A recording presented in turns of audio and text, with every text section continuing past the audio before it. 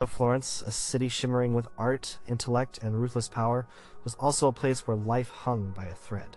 Disease stalked every corner, and remedies were often as terrifying as the ailments they sought to cure. Step back into the opulent, often brutal, world of the Medici, where cutting-edge thought met ancient, baffling practices. Forget what you think you know about medicine. The treatments here were not just strange, they were the stuff of nightmares, rooted in beliefs so far removed from our own, they will leave you breathless. Number 7. The Universal Antidote and its hundreds of parts. The air in the apothecary's shop was thick with the scent of dried herbs, exotic spices, and something else, something metallic and sharp, perhaps the tang of animal parts. Glass vials lined the shelves, filled with powders of startling colors, and jars held liquids shimmering with strange properties.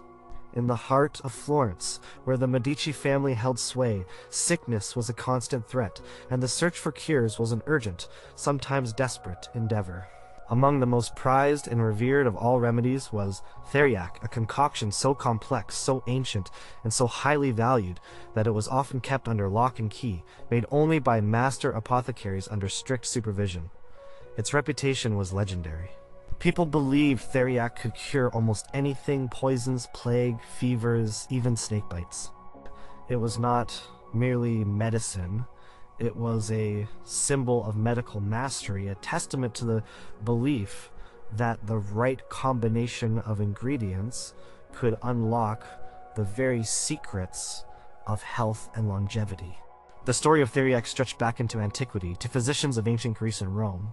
Its recipe had evolved over centuries, growing ever more elaborate, like a complex tapestry woven from countless threads of knowledge and superstition.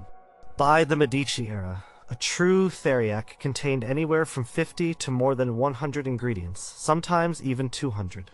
Each component was chosen for its specific properties, its supposed ability to warm, cool, dry, or moisten the body, to balance the humors, or to counteract specific poisons.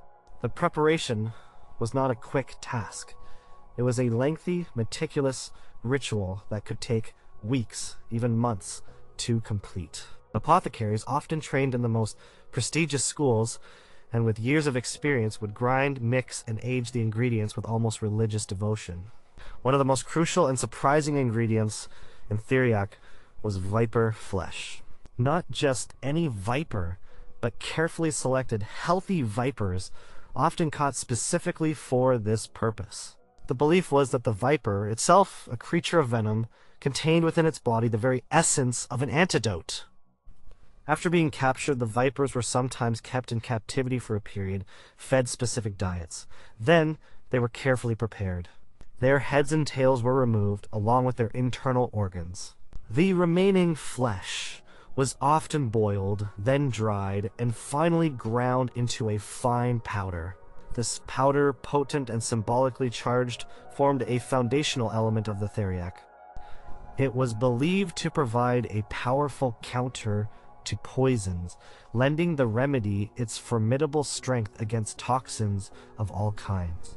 Beyond the viper, the list of ingredients read like a global inventory of the most exotic and common, precious and mundane substances. Spices like cinnamon, saffron, and myrrh, imported from distant lands, contributed not only their aromatic qualities, but also their supposed medicinal powers to warm the body and stimulate vital functions. These were not just flavorings, they were potent medicines in their own right, highly valued for their perceived ability to affect the body's internal balance. The resins, such as frankincense and gum arabic, collected from trees, were included for their binding properties and their historical use in ancient remedies. Herbs, both common and rare, sourced from the Florentine countryside and beyond, added their specific virtues. Each herb, whether it was valerian for calming or gentian for its bitter strength, was chosen for its distinct influence on the body's humors. Mineral compounds also played a role. Iron filings, believed to strengthen the blood, and even precious stones crushed into powder such as pearls or emeralds were sometimes added. The inclusion of pearls, for instance, stemmed from the belief that they possessed cooling and purifying properties useful for treating fevers or imbalances. Earthy substances like terra sigillata, a type of medicinal clay from the island of Lemnos, were also incorporated. This clay was famous for its supposed detoxifying qualities, believed to draw out impurities from the body. Animal parts, beyond the viper, sometimes included the liver of a cincus, a type of lizard, or castorium, a substance from beavers, both believed to possess their own unique medicinal properties. The most potent and sometimes controversial ingredient was opium. Derived from the poppy plant, opium was a powerful narcotic known for its ability to dull pain and induce sleep. Its inclusion in Theriac meant the remedy was also a strong sedative offering relief from suffering, even if it could also lead to dependence. The precise amount and preparation of opium were carefully controlled, a testament to the apothecary's skill and knowledge of its powerful effects. The opium was often dissolved in wine or vinegar, then mixed with other ingredients, ensuring its even distribution throughout the final product. The process of making Theriac was a grand affair. The ingredients, once gathered and meticulously prepared, would be weighed out with extreme precision. Then, they were slowly combined in a large mortar, often made of marble or porphyry. The grinding and mixing would be done by hand, sometimes for days on end, until a perfectly smooth, homogeneous paste was achieved. This paste was then typically mixed with honey, a natural preservative, and a sweetening agent that made the potent mixture more palatable. The honey also acted as a binder, creating a dense, malleable substance. Once mixed, the Theriac was placed into ceramic jars, sealed with wax, and left to age. The aging process was considered vital. It was believed to allow the different components to meld and mature, enhancing the remedy's efficacy. Some Theriac was aged for years, even decades, becoming more valuable with time, like a fine wine. When a patient needed Theriac, it was dispensed with great care. A small amount of the dark, sticky paste would be spooned out, often dissolved in wine or water, and given to the patient. Its taste was complex, a mixture of bitter, sweet, and pungent notes from its many ingredients. The dosage was carefully determined by the physician, taking into account the patient's condition, age, and temperament. People often took Theriac as a preventative measure, especially during times of plague or widespread illness. They believed it acted as a shield, warding off contagion and strengthening the body's defenses. It was also given in acute cases for severe fevers, convulsions, or suspected poisoning. The belief in Theriac's power was deeply ingrained in the medical thought of the time, rooted in the ancient theory of the four humors blood, phlegm, yellow bile, and black bile.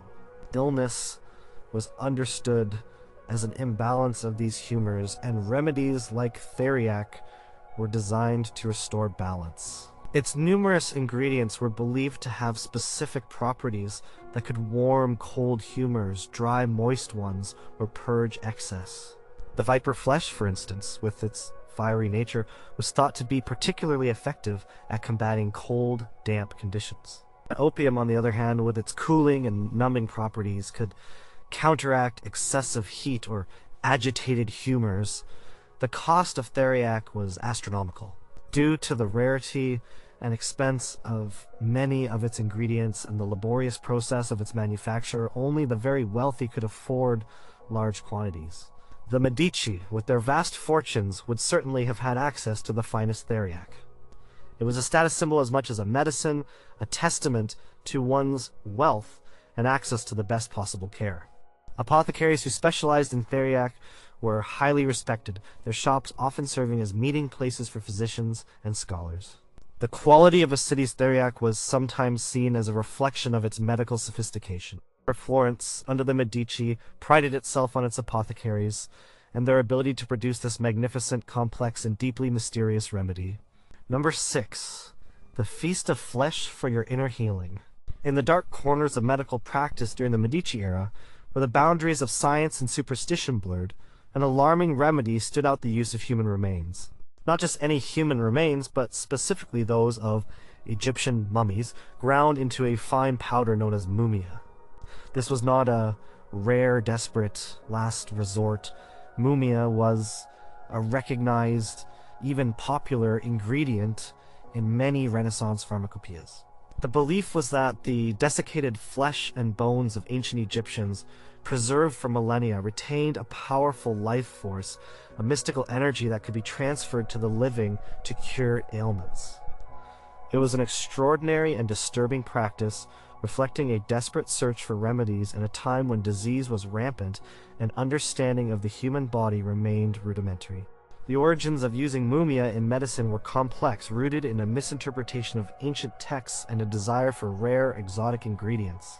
For centuries, physicians and apothecaries had sought out substances from far-off lands, believing them to possess unique properties. When Egyptian mummies became available through trade, they were initially valued for their bitumen content, an asphalt-like substance used in ancient embalming, which was believed to have medicinal properties. However, over time, the demand shifted from the bitumen itself to the mummified flesh and bone, which were thought to embody powerful healing virtues. The very age and exotic nature of the mummies contributed to their perceived efficacy. How could something so old and mysterious not hold potent secrets to life and health? Obtaining mummies was an industry in itself. Traders, often from Venice or Genoa, would travel to Egypt, sometimes desecrating ancient tombs to procure their grisly cargo.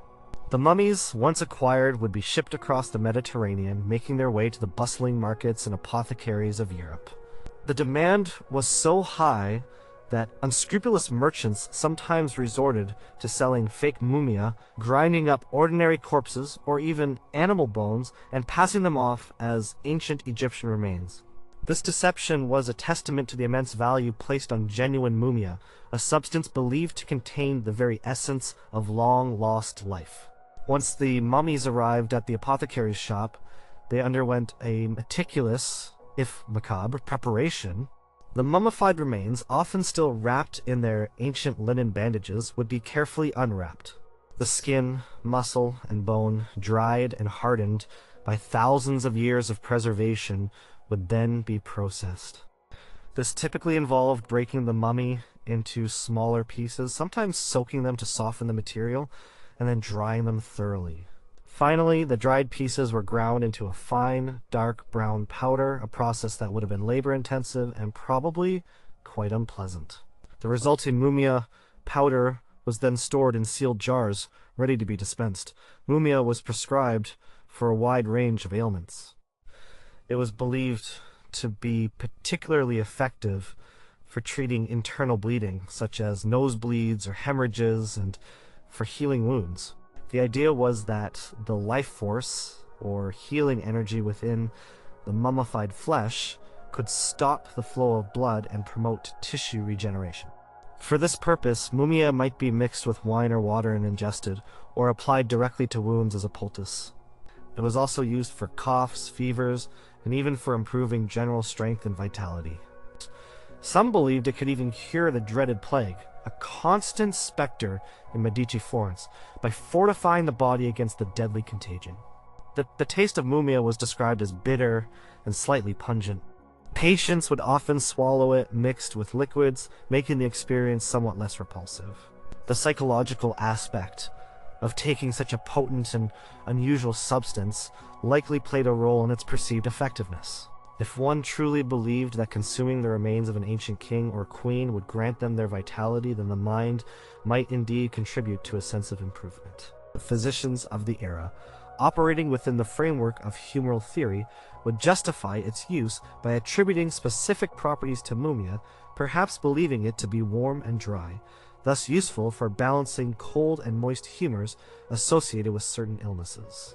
One might imagine a typical scene in a grand Florentine household where a family member, perhaps a wealthy merchant or a noblewoman, suffered from a persistent cough. The physician, called to the bedside after much deliberation and consultation of learned texts, might prescribe mumia. The apothecary would be summoned, or a servant dispatched to the nearest shop to acquire a small, precious quantity of the dark powder. The patient perhaps a bit apprehensive but desperate for relief, would swallow the concoction, hoping that the centuries-old essence contained within would bring about a swift recovery. The high cost of mumia meant that it was largely reserved for the elite, making it a luxury good in the world of medicine, accessible only to those who could afford such exotic and rare treatments. The practice of using mumia persisted for centuries, only gradually declining as Enlightenment ideas began to challenge traditional medical practices. However, in the Medici era, it was a perfectly respectable, if somewhat bizarre, medical practice woven into the fabric of daily life and healing. It stood as a stark reminder of how far medical understanding had yet to progress, and how desperately people sought relief from suffering, even if it meant consuming the remnants of those long dead. The dark, dusty powder represented a desperate hope, a belief that even in death, a powerful essence could be harnessed for the living. Number 5, the Stone of Purity and the Horn of Legend. In the bustling world of Medici Florence, where fears of poison and plague were ever present, two substances held almost mythical status in medicine: bezoar stones and unicorn horns. These were not mere remedies, they were seen as powerful talismans, universal antidotes against the most insidious threats coveted by princes and popes alike. Their rarity, their mysterious origins, and their supposed infallible powers made them incredibly valuable, objects of immense prestige and desperate hope in a time of precarious health. Bezoar stones, in particular, were considered miracles of nature. These were concretions, stone-like masses, found in the digestive systems of certain animals, most commonly goats, but also deer, llamas, or even porcupines. They formed when indigestible material like hair or plant fibers built up over time, coated by mineral deposits. The word bezoar itself came from Persian, meaning anti-poison. Their supposed power against poison was legendary, rooted in the ancient belief that something formed inside an animal's body must hold powerful, perhaps magical properties. If an animal could produce such a stone, perhaps it could neutralize the toxins in a human. Obtaining a genuine bezoar stone was no easy task. They were rare, and finding a large, perfectly formed one was even rarer. As a result, they commanded exorbitant prices, sometimes worth more than their weight in gold. A bezoar stone was usually presented as a smooth, rounded, often dark-colored stone, sometimes with a polished surface. Their size varied from a small pebble to a hen's egg. When a physician or an apothecary offered a bezoar stone, it was presented with reverence, a sign of its immense value and potent capabilities. For anyone living in fear of assassination by poison, a very real concern in the political intrigues of Florence, a bezoar stone was seen as the ultimate protection. When a bezoar stone was prescribed, it was typically used in one of two ways. The most common method was to simply place the stone in a glass of water, wine, or other liquid for a period, allowing the water to absorb the stone's supposed properties. The patient would then drink this infused liquid, believing that the anti-poisonous essence of the bezoar had transferred into the drink. Another method involved carefully scraping a tiny amount of powder from the stone's surface, which would then be mixed into a drink and ingested. This was done sparingly, given the extreme value of the stone. Each use diminished its physical substance, but not, it was believed, its inherent power. The stone could be used repeatedly for many years, passed down through generations as a family heirloom and a guarantee of health. Beyond anti-poison, bezoar stones were also prescribed for a host of other ailments. They were believed to be effective against fevers, epilepsy, dysentery, and even plague. Their perceived ability to neutralize toxins was extended to internal bodily imbalances seen as internal poisons that caused illness. A patient suffering from a lingering fever might be given bezoar-infused water, with the hope that the stone would cool the internal heat and purify the blood. The belief was that the bezoar stone was a panacea, a universal remedy that could restore the body's natural harmony. Even more fantastical than the bezoar stone was the unicorn horn. The very concept of a unicorn, a mythical creature of purity and grace, lent its horn extraordinary powers. The unicorn horns, known as alicorn, were among the most prized possessions in any royal or noble treasury, and certainly within the collections of the wealthy Medici. Their value was immense, far exceeding that of gold or jewels. The horn was believed to be an infallible antidote against all poisons, a detector of toxins, and a cure for many diseases. Its legendary status meant that merely possessing a piece of it offered comfort and reassurance. Of course, unicorns, as mythical creatures, did not exist. The unicorn horns that appeared in European markets were, in fact, the tusks of narwhals, a type of whale found in the Arctic waters. These long, spiraling tusks, often several feet in length, were brought south by Norse traders and sold as genuine unicorn horns. Their unique, twisted appearance perfectly matched the popular image of a unicorn's horn, making them incredibly convincing. The market for these horns was vast, driven by the desperate desire for a universal antidote. Like bezoar stones, alicorn was used by scraping a small amount of powder from its surface. This precious powder, white and fine, would then be mixed into drinks or food, especially for those in positions of power who might fear poisoning. A ruler or a powerful cardinal might have a piece of alicorn placed near their plate, believing it would cause any poisoned food to react, perhaps by sweating or changing color. If consumed, the unicorn horn powder was believed to absorb and neutralize poisons within the body, making it harmless. It was also prescribed for various illnesses, including measles, fevers, and even leprosy, believed to cleanse the body and purify the blood. The ritual surrounding the use of alicorn was steeped in solemnity. A tiny pinch of the precious powder would be taken, perhaps from a beautiful, ornate box specially crafted to hold it.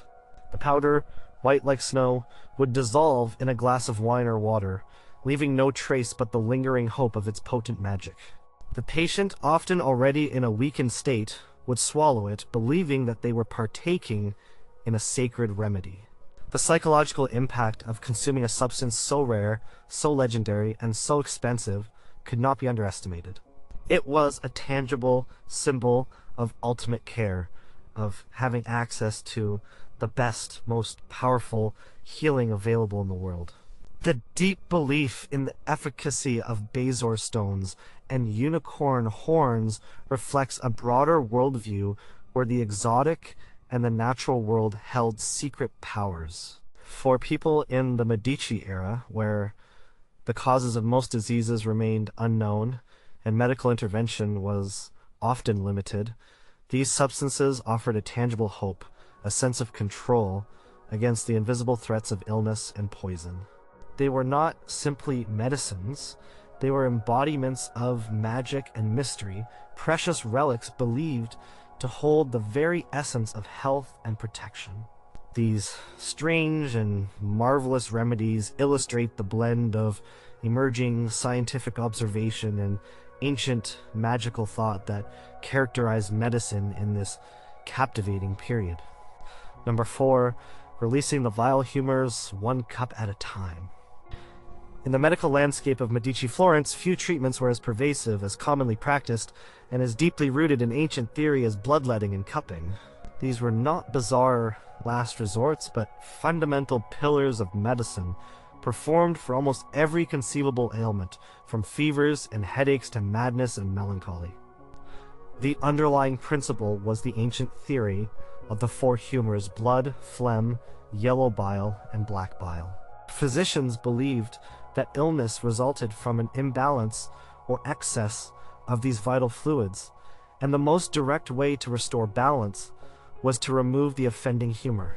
Bloodletting, or phlebotomy, was the act of drawing blood from a patient. The common perception was that too much blood, or bad blood, caused various health problems. A physician, after examining a patient and determining the humoral imbalance, would decide the precise location and amount of blood to be removed. The choice of vein was often significant, linked to the specific part of the body or organ thought to be affected. For a headache, blood might be drawn from a vein in the temple or arm. For a problem with the liver, a vein closer to that organ might be chosen. The tools of the trade were simple but effective, sharp lancets, often made of steel, sometimes beautifully crafted, and bowls to collect the blood. The procedure itself could be unnerving. The physician, or more often a barber surgeon, would select a vein, usually in the arm, make a small incision with the lancet, and allow the blood to flow into a basin. The amount of blood drawn varied greatly, from a few ounces to a pint or more, depending on the severity of the illness and the physician's judgment. Patients already weakened by sickness would often grow faint or even lose consciousness during the process.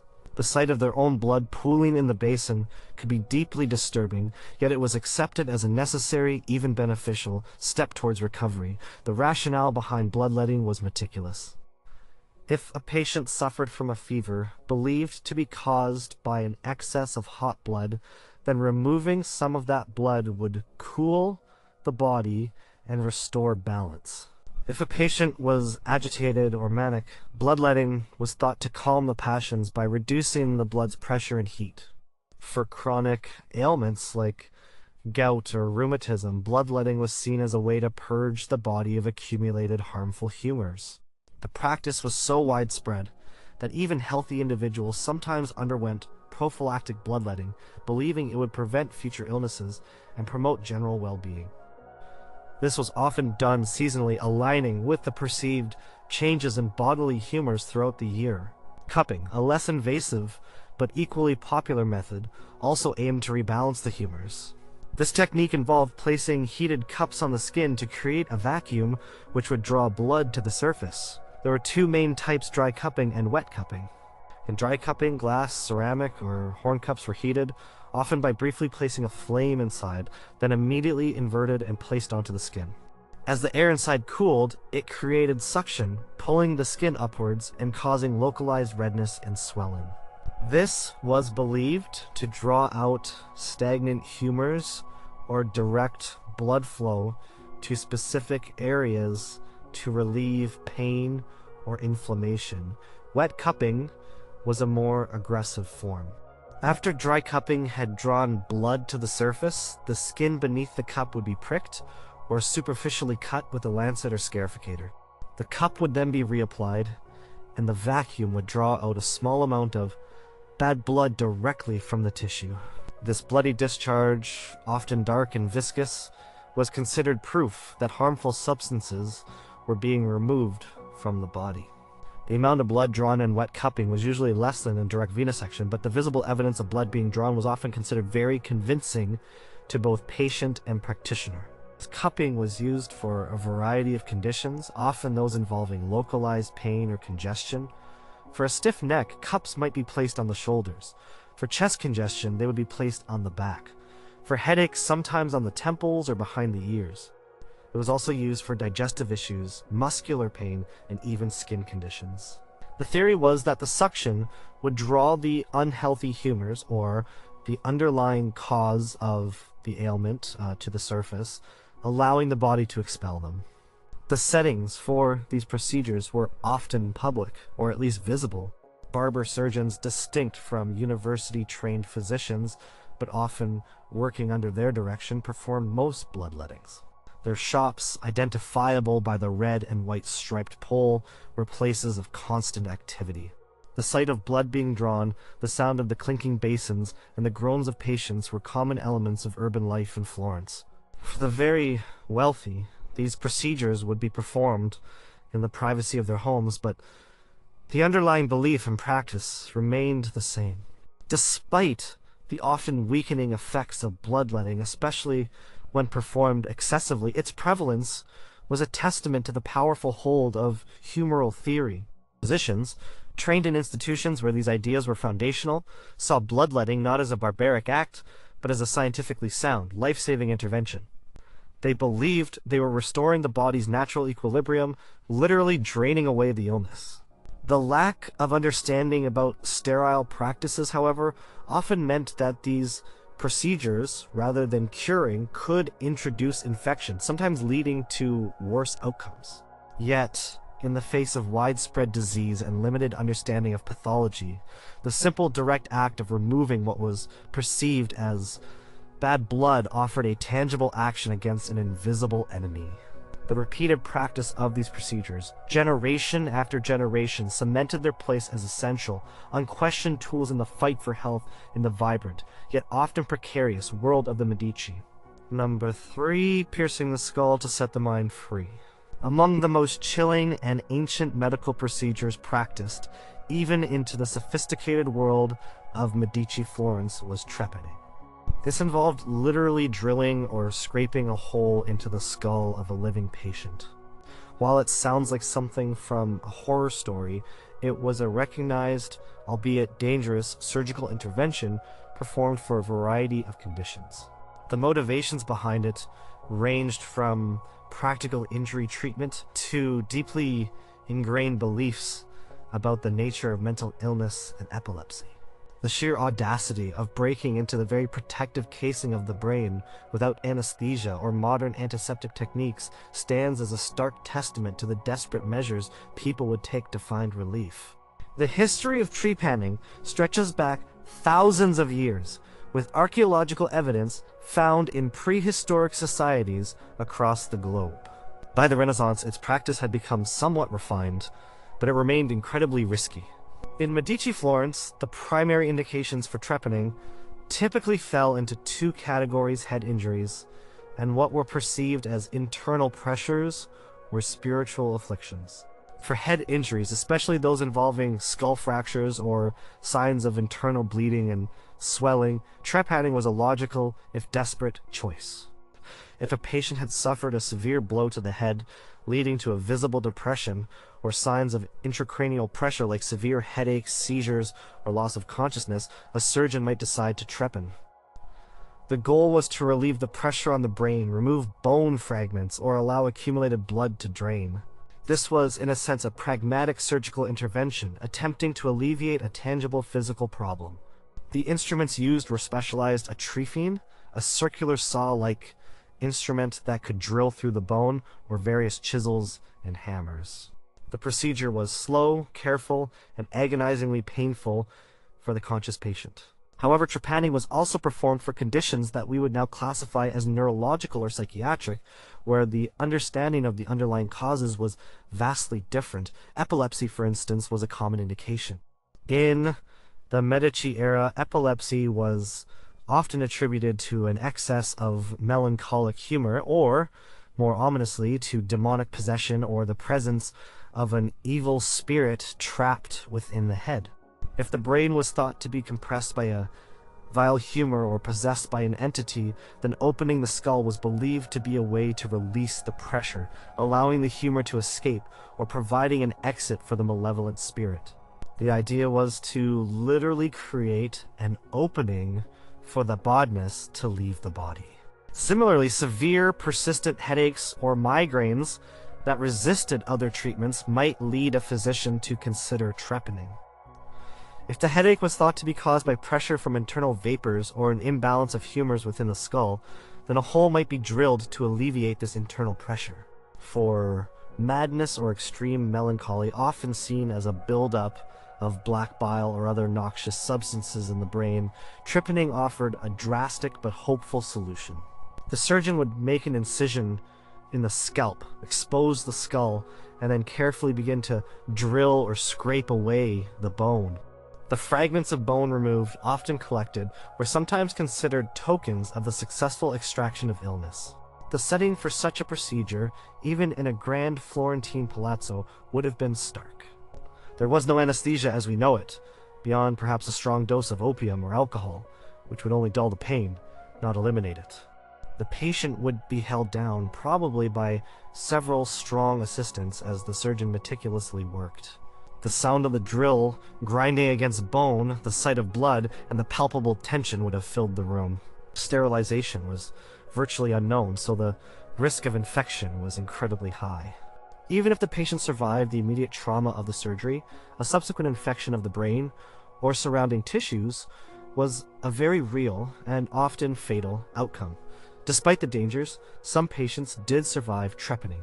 And evidence from historical skulls shows signs of bone regrowth around the trepanation sites, indicating that the individual lived for some time after the procedure. For those who did, and whose symptoms, whether by chance or psychological effect improved, the procedure would be hailed as a success. This in turn reinforced the belief in its efficacy, ensuring its continued, albeit terrifying, practice. The very fact that someone might choose to undergo such an ordeal, or that a surgeon would confidently perform it, speaks volumes about the limits of medical knowledge and the deep-seated fear of chronic debilitating illness in the Medici era. It was a desperate gamble, a dramatic intervention, rooted in a world where the lines between physical ailment, spiritual affliction, and ancient belief were often blurred, leaving a patient's skull as the final, desperate battleground. Number 2, the cleansing flow from below. In the intimate, often uncomfortable world of Medici-era medicine, where the body's internal workings were a constant source of mystery and concern, the clyster, or enema, held a surprisingly prominent place.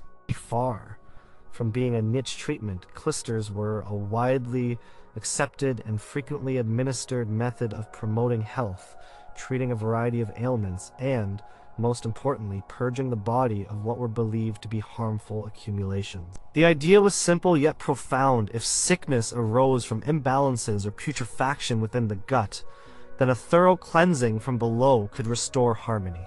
The liquids injected were often far more complex and bizarre than mere water, reflecting the era's intricate understanding of humoral theory and the specific properties of countless ingredients.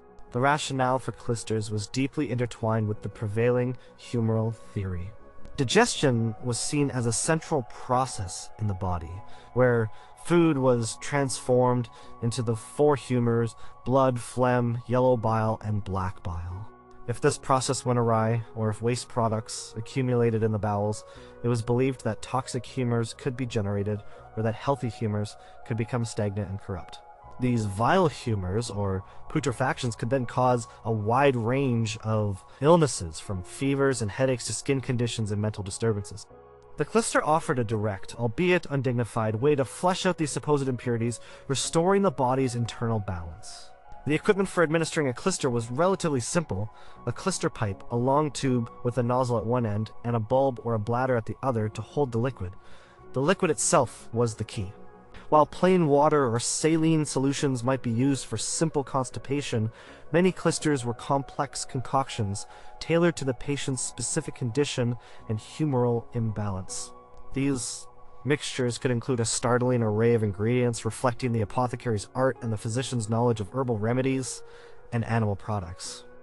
For instance, a clyster intended to cool an overheated body, perhaps suffering from a fever, might contain cooling herbs like violet leaves, mallow, or barley water.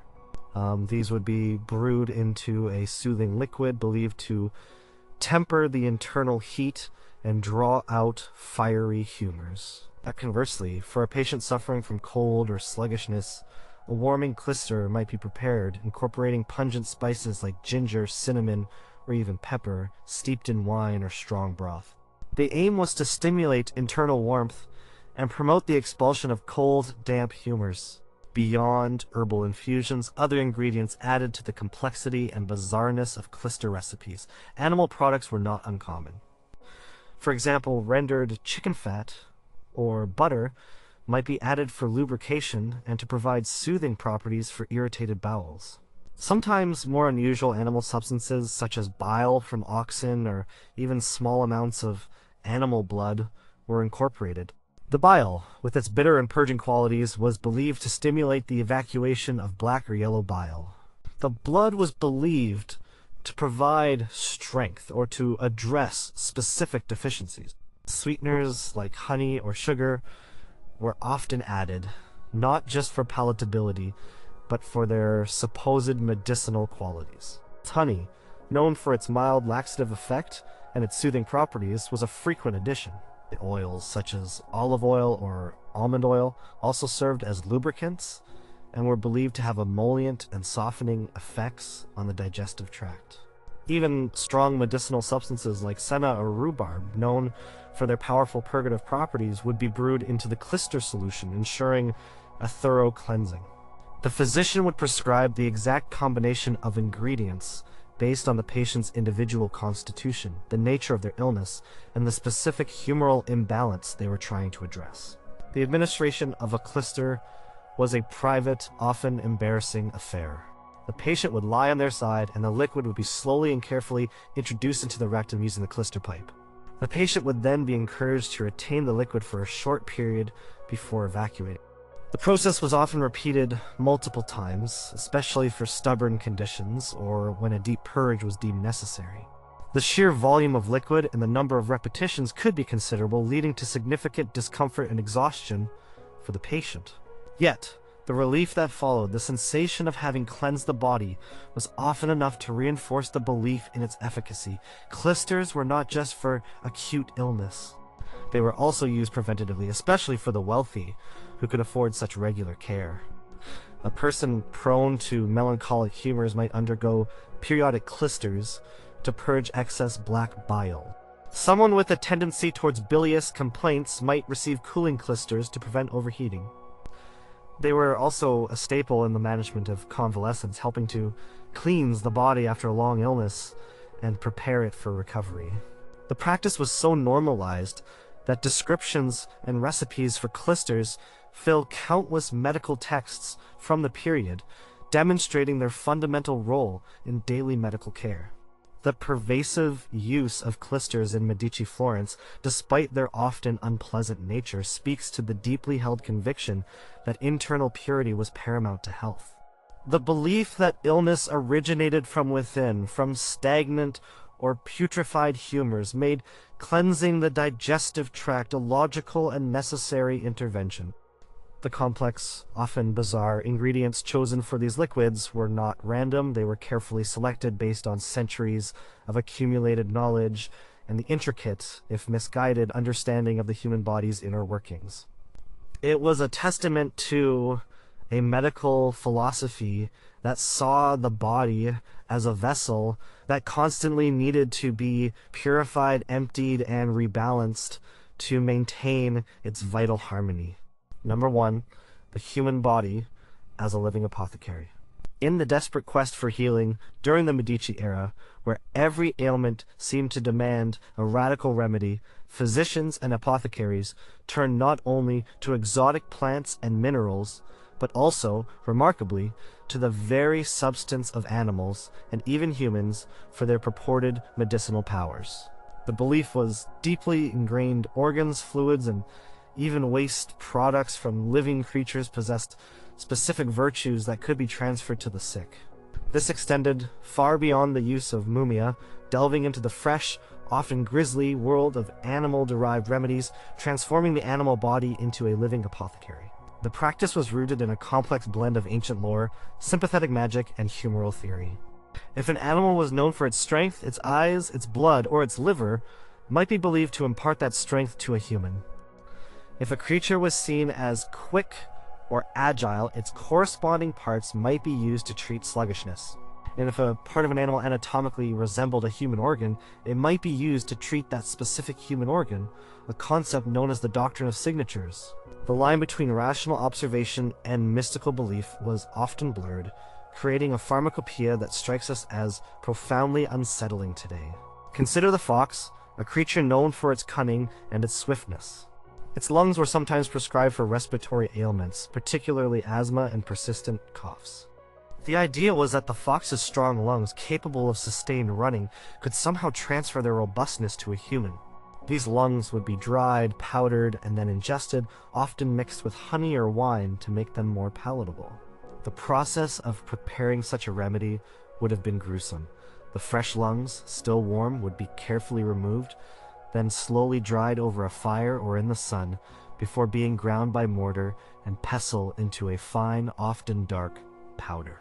Another animal parts remedy involved the use of wolf liver, particularly for liver complaints and digestive issues.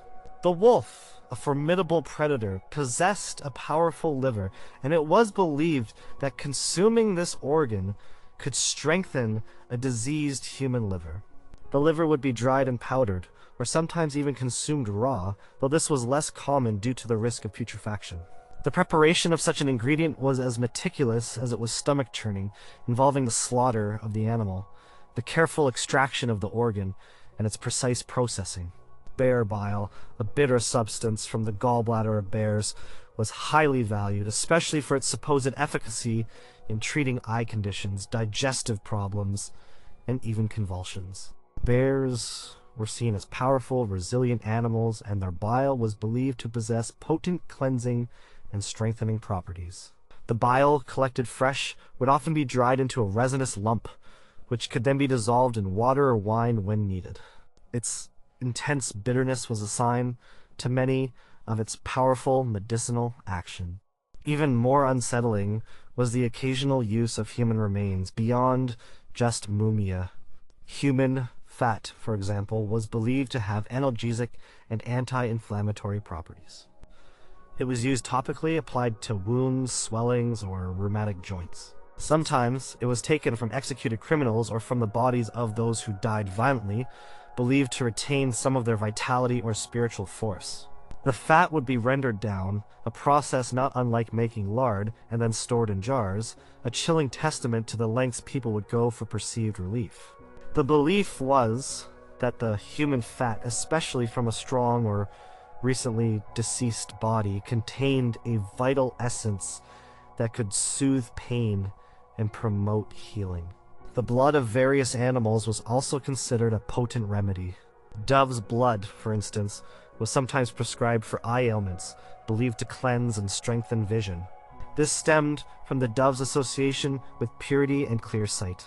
The fresh blood would be collected immediately after the bird was killed, then either ingested quickly or mixed with other ingredients to form a paste for topical application. The immediacy of the collection was paramount, as the blood was believed to lose its potency rapidly. The list of animal-derived remedies was extensive and varied depending on the region and the specific ailment. Dried toad powder was used for dropsy edema and even for plague, reflecting the toad's association with poisons and detoxification. Powdered snakeskin was sometimes used for skin diseases, based on the idea of regeneration and shedding. The brain of a hare was believed to cure nervousness, while the powdered horn of a stag was thought to promote strength and vitality. Each animal, was chosen for its specific characteristics, its perceived signature in the natural world, which was then linked to a human ailment. Apothecaries played a crucial role in this macabre pharmacy. They would procure the animals, oversee their slaughter, and meticulously prepare the various parts according to ancient recipes and contemporary medical texts. The process was often artisanal, requiring skill and precision to ensure the remedies were prepared correctly and maintained their supposed potency. These animal-derived ingredients were often expensive, particularly those from rare or difficult-to-obtain creatures, making them a luxury available to the wealthy and powerful, including the Medici family, who would spare no expense in the pursuit of health and longevity. The enduring belief in these bizarre remedies, despite their often unproven efficacy and the disturbing nature of their collection, reflects the precariousness of life in the Medici era. In a world where contagion swept through cities, where pain was constant, and where scientific understanding was still in its infancy, people clung to any glimmer of hope. The natural world, in all its forms, was seen as a vast reservoir of healing power, and if that meant consuming the dried organs of a fox or applying human fat, then so be it. It was a medical philosophy built on observation, ancient wisdom, and a profound, sometimes terrifying desperation for cure.